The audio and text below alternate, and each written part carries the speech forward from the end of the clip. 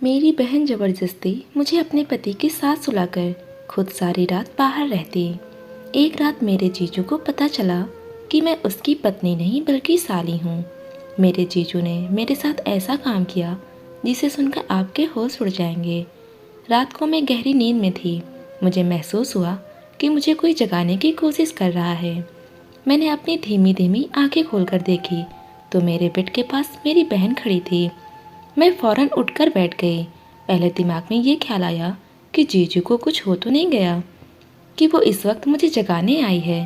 पर जैसे ही मैंने उससे पूछा कि क्या हुआ, वो फौरन मुंह पर हाथ रखी और मुझे चुप करने का इशारा करते हुए कहने लगी कि यहाँ से उठो। मुझे हैरत हुई कि वो रात को मुझे जगाने क्यों आई है और मुझे खामोश रहने का क्यों कह रही है। और फिर कुछ दिन पहले सुनी हुई खबर की तरफ मेरा ख्याल गया तो मुझे लगा कि शायद घर में कोई घुस आया है, इसीलिए वो ऐसा कर रही है। और मैंने इशारे से पूछा क्या बात है, तो उसने जो बात मुझसे कही वो मुझे परेशान करने के लिए ही काफ़ी थी। मेरी बहन चाहती थी कि मैं उसके कमरे में जाकर उसके पति के साथ बेड पर उसकी जगह सो जाऊं। मैंने उससे पूछा कि ऐसा क्यों चाहती हो और मैं उसके पति के साथ कैसे सो सकती हूँ। लेकिन वो जिद करने लगी कि मैं 1 घंटे के लिए वहाँ पर रुक जाऊँ और जब वो वापस आएगी तो फिर मैं वहाँ से आ जाऊँगी, किसी को भी पता नहीं चलेगा। जबकि मुझे डर था कि जीजू को पता चल जाएगा तो एक दिन हम दोनों बहनों को घर से ही निकाल देंगे और किसी मर्द के साथ उसकी पत्नी की जगह मैं कैसे सो सकती थी। लेकिन मेरी बहन मिन्नतें कर रही थी, उसका मुझ पर बहुत एहसान था, इसलिए मैं चुपचाप उसकी बात मान गई और उसके कमरे में जाकर बेड के कोने पर सो गई। सुबह होने के कुछ समय पहले ही मेरी बहन वापस आई, मुझे जगाया और अपने कमरे में जाने को कहा। मैं अपने कमरे में आ गई, लेकिन मेरा दिमाग अपनी बहन की इस हरकत पर था कि रात को उसने मुझे क्यों भेजा और खुद कहाँ पर थी। सुबह नाश्ते के लिए उठी तो जीजू घर पे ही थे और उनके अंदाज से महसूस हो रहा था कि उन्हें कुछ भी मालूम नहीं है। मुझे इंतज़ार था कि वो घर से जाएंगे तो मैं बहन से पूछूंगी कि ये सब क्या है। जीजू के जाने के बाद जब मैंने दीदी से सवाल किया कि ये सब क्या मसला था और तुम रात को कहाँ गई थी, तो वो मेरे सवाल पर रोने लगी। उसने कहा मैं तो रात को अपने दोस्त के साथ अस्पताल में थी। मुझे उसकी बात ने हैरान कर दिया। अगर किसी दोस्त के साथ हॉस्पिटल गई थी तो ये तो अच्छी बात है और जीजू को बताकर भी तो जा सकती थी। और यही बात मैंने अपनी बहन से कही तो कहने लगी मेरी उस दोस्त को तुम्हारे जीजू पसंद नहीं करते क्योंकि वो लड़की अकेली रहती है और उसकी शादी भी अभी नहीं हुई। सबको लगता है कि जो लड़कियां अकेली रहती हैं वो बदकिरदार होती हैं, हालांकि ऐसा नहीं है, लेकिन ये भी बाकी मर्दों की तरह उसे बदकिरदार ही समझते हैं। मैंने जब पूछा कि उसके साथ आखिर ऐसा क्या हुआ था कि रात को हॉस्पिटल जाना पड़ा, तो मेरी बहन इस बात को टाल गई और मेरा धन्यवाद करने लगी। रात को तुमने मुझे बचा लिया, मैं भी इस बात को भूल गई। चलो एक अच्छा ही काम किया था। लेकिन कुछ दिन गुजरे तो फिर ऐसे ही एक रात मेरी बहन मुझे जगाने आ गई और मुझे अपने कमरे में ले जाकर फिर से सोने को कहा। मैंने पूछा कि फिर उस दोस्त के साथ जा रही हो क्या, तो उसने कहा हाँ। मैंने बहुत पूछा कि किस हॉस्पिटल जा रही हो, क्यों जा रही हो, ताकि मुझे मालूम हो, लेकिन मेरी बहन ने मुझे कुछ भी नहीं बताया। मुझे अपने कमरे में भेजकर घर से निकल गई और मुझे ऐसा महसूस हो रहा था कि जैसे कुछ तो गलत हो रहा है। यकीनन मेरी बहन कुछ गलत ही कर रही थी और रात को हॉस्पिटल जाने के बहाने से कहीं और ही जाती थी। मेरी बहन तकरीबन 4 घंटे बाद वापस आई और वो 4 घंटे मैं जैसे सूली पर लटक कर गुजारे थे। जब भी जीजू करवट लेते मुझे लगता था कि अब मेरा राज खुल जाएगा, लेकिन खैर मैंने दिल में पूरे तौर पर सोच लिया कि अब मैं अपनी बहन की बात कभी नहीं मानूंगी और ऐसा कुछ होगा तो मैं जीजू को सारी बात सच सच बता दूंगी, क्योंकि उन्हें सब कुछ मालूम होना चाहिए। बहन ने हर सवाल को टाल दिया और ऐसे ही चलता रहा। तकरीबन 1 हफ्ते बाद फिर से मेरी बहन मेरे कमरे में मौजूद थी और आज रात फिर चाहती थी कि मैं उसके कमरे में जाकर सो जाऊं। मैंने सख्ती से इनकार कर दिया, यहाँ तक कि धमकी भी दे रही थी कि मैं जीजू को सब कुछ बता दूंगी। लेकिन उन्होंने कहा ठीक है, अगर तुम सब कुछ उन्हें बता दोगी तो मैं तुम्हें वापस भेज दूंगी। मैं यहाँ नहीं रखूंगी क्योंकि तुम्हें यहाँ कोई रहने भी नहीं देगा। मेरे भविष्य का सवाल था, इसीलिए मैं ना चाहते हुए भी जाकर उनके कमरे में सो गई। मैं सोच रही थी कि ठीक है, अगर ये बात खुलेगी तो बात मुझ पर भी आएगी। मुझे क्या करना चाहिए? क्या अपने जीजू को बता देना चाहिए या फिर खामोश रहना चाहिए? मैं चुपचाप लेटकर छत की तरफ देखते हुए यही सोच रही थी कि मुझे महसूस हुआ कि मेरे जीजू ने मेरी तरफ करवट ली है। मैंने झट से आंखें बंद कर ली ताकि उन्हें महसूस हो कि मैं सो रही हूँ और करवट लेकर उनकी तरफ पीठ कर ली। लेकिन उन्हें शायद अंदाजा हो गया था कि मैं उनकी पत्नी नहीं बल्कि साली हूँ। इसीलिए उन्होंने अपनी पत्नी और मुझे अपने ही तरीके से बदला ले लिया। मेरा नाम सीता है, हम 2 ही बहनें हैं और हमारा घर एक छोटे से गांव में है। मुझसे बड़ी बहन रिया की शादी एक शहर में हो गई थी और वो अपने पति के साथ शहर में रहती थी। मैं जब मैट्रिक पास किया तो पास के कॉलेज में ही एडमिशन के लिए फॉर्म जमा करवा दिया, क्योंकि हमारे गांव की लड़कियां वहीं पढ़ने जाया करती थीं। लेकिन मेरी बहन ने जिद की थी कि वो मुझे बड़े शहर में एडमिशन करवाएगी और खुद ही मेरे सारे डॉक्यूमेंट्स ले गई और अपने शहर में कॉलेज में जमा करवा दिए।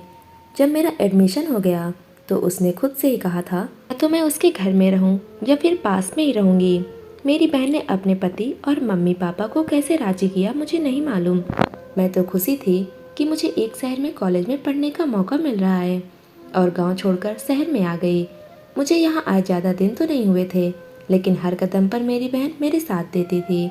जिस तरह का फैशन चलता था उस तरह के कपड़े लाकर देना, अच्छा बैग लाकर देना, जेब खर्च देना, घर का सारा काम मेरी बहन ही करती थी। और इसी तरह के बहुत से मुझ पर दीदी के एहसान भी थे और वैसे भी वो मेरी बड़ी बहन थी। ये सब कुछ बिल्कुल ठीक चल रहा था। जब पहली बार कॉलेज में छुट्टी हुई तो मैं बहुत खुश थी कि वापस अपने गांव जाऊंगी और अपने दोस्तों से मिलूंगी। लेकिन मेरी बहन ने मुझे ज़्यादा दिन गांव में रहने नहीं दिया कि तुम शहर में ही रहो और अपनी पढ़ाई पर ध्यान दो। ना जाने उसकी जुबान में क्या मिठास थी कि माँ बाबा भी हमेशा उसी का साथ देते थे। मुझे लगता था कि वो मेरा बहुत ख्याल रखती है, इसलिए इतनी प्रभाव करती है, क्योंकि खुद उसने छोटे ही कॉलेज में पढ़ाई की थी और शायद वो ये चाहती थी कि उसकी बहन अच्छे से पढ़े और गांव में सबसे आगे रहे। मेरी बड़ी बहन के दिमाग में क्या चल रहा था ये तो मुझे भी नहीं पता था। मेरी छुट्टियां अभी कुछ बाकी थी और गांव से मैं वापस आ गई। मेरे जीजू भी मुझे घर का एक हिस्सा ही समझने लगे थे, इसलिए उन्हें भी मेरी आदत हो चुकी थी। इसलिए वो भी मेरे वापस आने से बहुत खुश थे और जिस दिन मैं गांव में वापस आई उस दिन थकान की वजह से मैं जल्दी सो गई थी। जब आधी रात को मेरी बहन मेरे कमरे में आई, उसने चुपके से मुझे अपने कमरे में जाकर सोने को कहा और मेरे सवाल करने पर कहा कि मेरी दोस्त हॉस्पिटल में है और उसे मेरी ज़रूरत है। तुम्हारे जीजू उसको पसंद नहीं करते, तुम जाकर सो जाओ ताकि उनको मालूम ना हो सके। मैं इस बात पर खामोश हो गई और इस पर ज़्यादा सोचा नहीं। लेकिन मुझे क्या मालूम था कि इस बार उसकी बात मान के मैंने अपने लिए ही बड़ी मुश्किल खड़ी कर ली है और यह चीज़ मेरे ऊपर क्या मुसीबत लाएगी कि सच्चाई मुझे नहीं मालूम थी।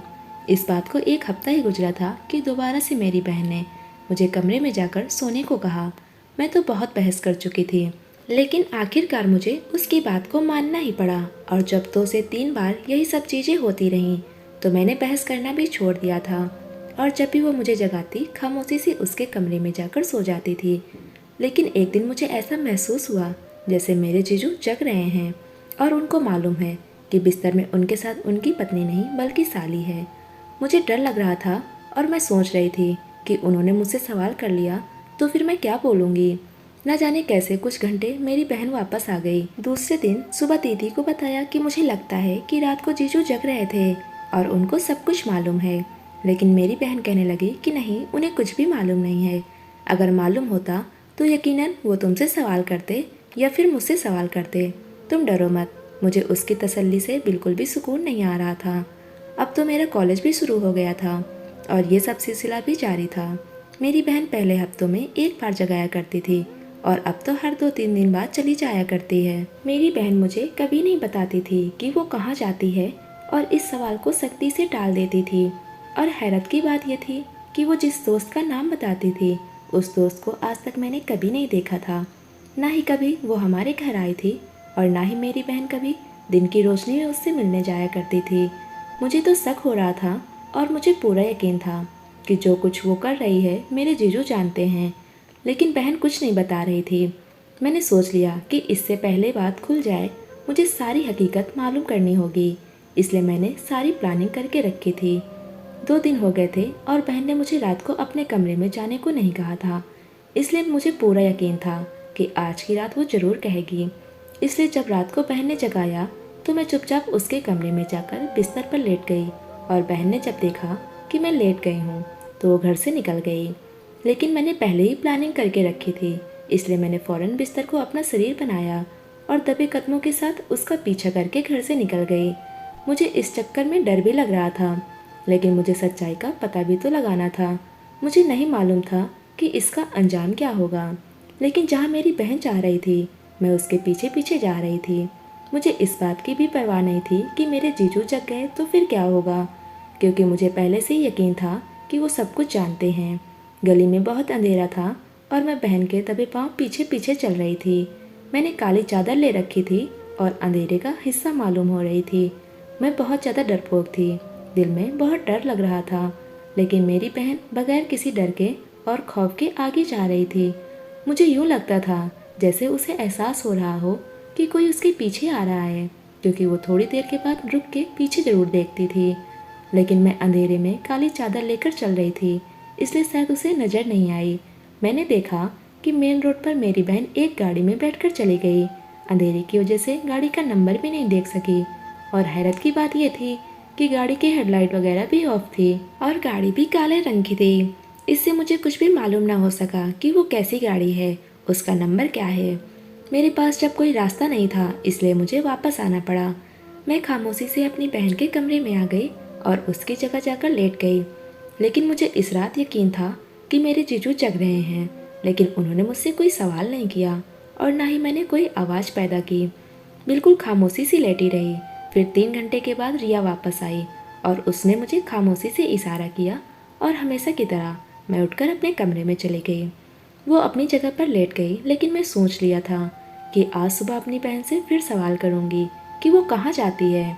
अगर उसने मुझे कुछ न बताया तो सच सच सारी बातें अपने जीजू को बता दूंगी, क्योंकि मैं इस खेल का हिस्सा नहीं बन सकती थी और ना ही बनना चाहती थी।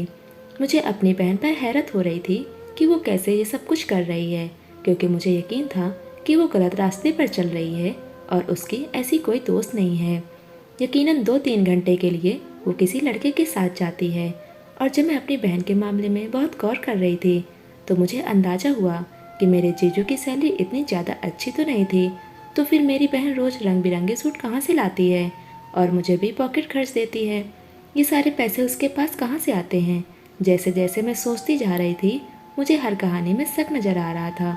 कुछ तो गलत हो रहा था और इसी बात ने मुझे बहुत ज़्यादा परेशान कर दिया था, क्योंकि अगर ये बात खुल जाती तो मेरा भविष्य भी खराब होगा और साथ में बहुत ज़्यादा बदनामी भी होगी। और आखिर वो सब क्यों कर रही थी। उनकी एक ही ख्वाहिश थी कि उनकी शादी शहर में हो और उनकी ख्वाहिश पूरी हो चुकी थी। शादी की तो फिर धोखा क्यों दे रही हैं अपने पति के साथ, ऐसा क्यों कर रही हैं।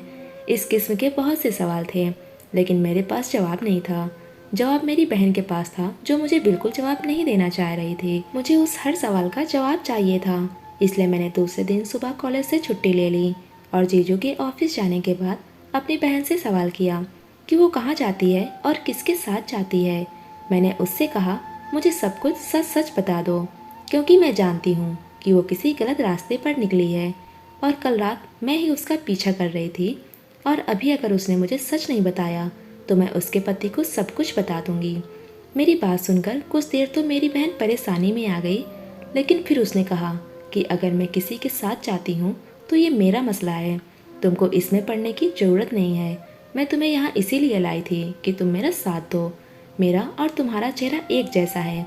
अंधेरे में बिल्कुल समझ नहीं आती कि मैं कौन हूँ और तुम कौन हो, और तुम्हें ये सब कुछ करना ही होगा जब तक मैं चाहती हूँ। अगर तुम मना करोगी तो मेरे पास एक ही रास्ता है, मैं तुम्हें गाँव वापस भेज दूँगी और माँ बाबा को ये बता दूँगी कि तुम्हारा तुम्हारे जीजू से किसी किस्म का कोई रिश्ता था, इसलिए मैंने तुम्हें वापस भेजा है। इसके बाद ना तो तुम्हें मम्मी बाबा आगे पढ़ाएंगे और न ही गाँव में तुम्हारी कोई इज्जत होगी। तुम्हारा सारा सपना सपना बनकर ही रह जाएगा। उसकी इस बात ने मेरी आंखें खोल दी थी। अगर दीदी ने सच में ऐसा कर दिया तो मैं किसी को मुंह दिखाने के लायक नहीं रहूँगी। लेकिन मुझे अपनी बहन की खुदगर्जी पर अफसोस भी हो रहा था। उस वक्त तो रोते हुए मैं वहाँ से उठ गई, लेकिन अपने कमरे में जाकर सोचने लगी कि दीदी ये सब क्यों कर रही हैं। वो तो बहुत ही सही लड़की थी, उसकी सारी जवानी मेरे सामने ही थी। उसने कभी कोई गलत रास्ता नहीं चुना था। हालांकि वो शहर में अकेले पढ़ने भी गई थी। उसने शहर में 3 महीने का कंप्यूटर कोर्स भी किया था। वो अकेली रहती थी, कभी भी उनके बारे में कोई गलत बात नहीं सुनी थी। तो अब वो शादीशुदा हैं तो ऐसे काम क्यों कर रही हैं? मैं हर तरफ से फंस चुकी थी। अगर किसी को कुछ बताती तो मेरी बेइज्जती थी, और अगर ना बताती तो मुझे अपनी बहन के इशारों पर नाचना था। इसलिए हर रास्ता बंद हो चुका था। मुझे खामोशी से वही करना था जो वो कह रही थी। हालांकि इस काम में मेरा दिल राजी नहीं था, और उधर मेरे जीजू के रंग बदलते जा रहे थे, जो मेरे लिए बहुत ज़्यादा परेशानी की बात थी। वो बहन के सामने तो बिल्कुल नॉर्मल रहते थे, लेकिन जैसे ही मेरी बहन आगे पीछे होती तो मुझसे इशारों में बातें करने लगते, जैसे वो जानते हो कि मैं रात को उनके पास सोती हूँ। ये बात मेरे लिए और ज़्यादा मुसीबत की थी। मैं पढ़ाई छोड़कर हॉस्टल में नहीं रह सकती थी। मैंने सोचा था कि माँ बाप से नहीं तो जीजू से ये बात ज़रूर कर लूँगी, लेकिन अब उनकी मीठी मीठी बातों की वजह से मैं उनसे भी खिंची हुई रहती थी। अब मेरे लिए कोई रास्ता नहीं था सिवाय भगवान के। मैं रो रो कर भगवान से प्रार्थना करती थी कि वो मेरी बहन को सही रास्ता दिखा दें, या मुझे इन सब से निकालने का कोई रास्ता बता दें। इस बार बहन अलमारी से कोई चीज़ ढूंढ रही थी। मैंने आंखों से एक अजीब सी चीज़ देखी जो पीछे की साइड कुछ छुपाया गया था, और जब मैंने वो खोल कर देखा तो मैं हैरत में रह गई। उसमें लड़कियों की जीन्स और शर्ट पड़ी हुई थी। ऐसा कपड़ा तो हमारे यहाँ दूर दूर तक कभी किसी ने नहीं पहना था। मैंने अपनी बहन को भी कभी नहीं पहने देखा था। तो इसका मतलब ये है कि मेरा शक सही है। इस चीज़ ने मुझे परेशान कर दिया, और अपनी बहन से मुझे नफरत महसूस हुई। और जीजू का व्यवहार बदलता जा रहा था, और बहन को भी नहीं बता सकती थी। जो खुद किसी गलत रास्ते पर चल रही हो वो मेरी क्या मदद करेगी? वो तो मुझे अपने पति के साथ मिलकर बदनाम कर देगी। और फिर एक दिन भगवान ने मेरी सुन ली। मुझे सारी हकीकत मालूम हो गई। मैं कॉलेज से वापस आई तो हमारे घर के सामने कुछ अजीब किस्म की भीड़ थी। मुझे किसी अनहोनी का एहसास हुआ। मैं भीड़ को हटाते हुए जब अंदर पहुंची तो सामने के मंजर ने मुझे बहुत ही डरा दिया। पुलिस वालों ने मेरे जीजू को पकड़ रखा था, और मेरी बहन वहीं पर खड़ी थी। मैंने पूछा कि ये सब क्या हो रहा है। मेरी बहन ने फौरन मुझे पकड़कर अपने पीछे कर लिया और कहा, बिल्कुल खामोश रहो। मुझे लगता है कि मेरी बहन ने अपने पति को पकड़ा दिया है ताकि वो किसी और के साथ रंगरलियां मना सके। यही बात मैंने अपनी बहन से कही तो उसने मुझे खामोश रहने का कहा। मेरे जीजू चीखते रहे और पुलिस उनको पकड़कर ले गई। भीड़ हटाने के बाद मैंने अपनी बहन पर गुस्सा होने लगी कि तुम्हें अपने पति को गिरफ्तार करवाना चाहिए था। उन्होंने क्या जुल्म किया है? अगर तुम्हें वो पसंद नहीं थे तो उनसे डिवोर्स ले सकती थी, लेकिन बेगुनाह को ऐसे पकड़वाना बिल्कुल भी अच्छी बात नहीं है। मेरी बहन ने कहा, वो बेगुनाह कैसे हैं? क्या वो तुम्हें तंग नहीं करते थे? इस बात पर मैंने सर झुकाकर रह गई थी। तो मेरी बहन ने कहा, तुम यहाँ बैठो, मैं तुम्हें बताती हूँ कि हकीकत क्या है। और फिर मेरी बहन ने मुझे जो हकीकत बताई वो मुझे हैरान करने के लिए काफ़ी थी। उसने जो मुझे बताया ये उसी की जुबानी बता रही हूँ। शादी से पहले मैं शहर में 1 महीने का कोर्स करने आई थी, तुम्हें याद है? मैंने कहा कि हाँ मुझे याद है। तो उस पर उसने बताया कि वो कोई कंप्यूटर कोर्स नहीं था, बल्कि उसने पुलिस फोर्स ज्वाइन कर ली थी, और वो उसकी ट्रेनिंग देने आई थी, और घर में ये बात किसी को नहीं बताई। ये बात सिर्फ उसके और मेरे मम्मी पापा को मालूम थी। कुछ साल के बाद उसका रिश्ता आ गया और मम्मी पापा ने जिद करके मेरी शादी उसके साथ कर दी। मैं खुद भी शादी से बहुत खुश थी, लेकिन जब शादी के बाद उसने अपने पति से कहा कि वो पुलिस फोर्स ज्वाइन करना चाहती है तो उन्होंने इसे सख्ती से मना कर दिया। उसने बिल्कुल भी नहीं बताया कि वो ऑलरेडी फोर्स ज्वाइन कर चुकी है। लेकिन जब उसने ज्वाइन किया था तो उसके सर ने उससे कहा कि वो रिजाइन ना करे, बल्कि वो डेली ना आए, लेकिन पुलिस की जो छुपी हुई मिशन है उसमें वो हमारी मदद कर दिया करे। उस पर हमने हामी भर ली। ऐसा लग रहा था कि घर की मजबूरी की वजह से उसका पति मना कर रहा है। एक बार एक छुपी हुई गैंग के खिलाफ उन्हें सबूत ढूंढना था, और उसने पति को बताए बगैर काम शुरू कर दिया। लेकिन जब गैंग के बारे में मालूम हुआ तो उसका पति भी इसी गैंग का हिस्सा था, इसीलिए पुलिस फोर्स ज्वाइन करने से मना करता था। इसलिए उसने एक जुआ खेलने का फैसला किया और मुझे इस्तेमाल करके। ये जो रातों को उठकर भाग जाती थी तो ये अपने काम की वजह से जाती थी। मुझे मालूम है कि उसका पति सब कुछ जानता था, जो हमेशा मुझे लगता है कि मेरे जीजू जानते हैं। वो हमेशा ये जानते थे कि मैं कहीं चली जाती हूँ।